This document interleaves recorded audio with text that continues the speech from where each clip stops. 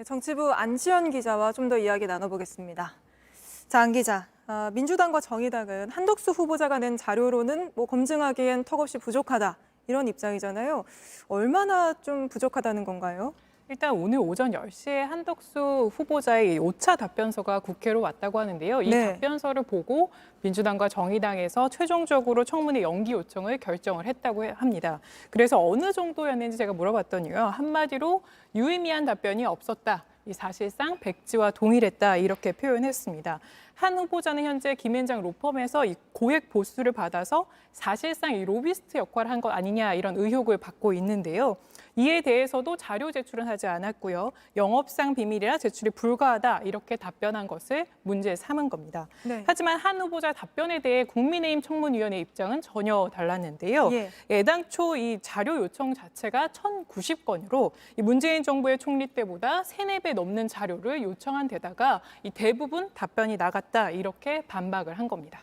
예, 근데 원래 이 청문회가 내일이랑 모레 이틀간 예정이 돼 있었잖아요. 그러면 아예 안 열리는 건가요?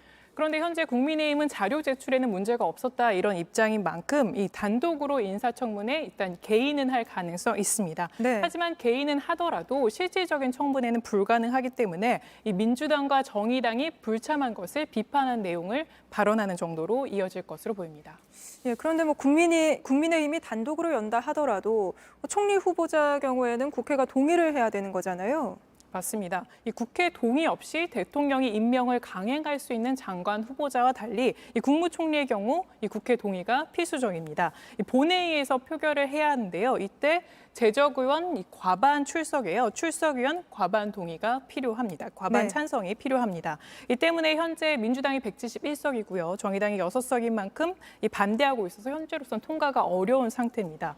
다만 민주당도 이 청문회 보일 곳은 아니고 앞으로 자료 제출 등이 되면 이 경우 이 국민의힘과 이 조율을 하겠다, 이런 입장입니다.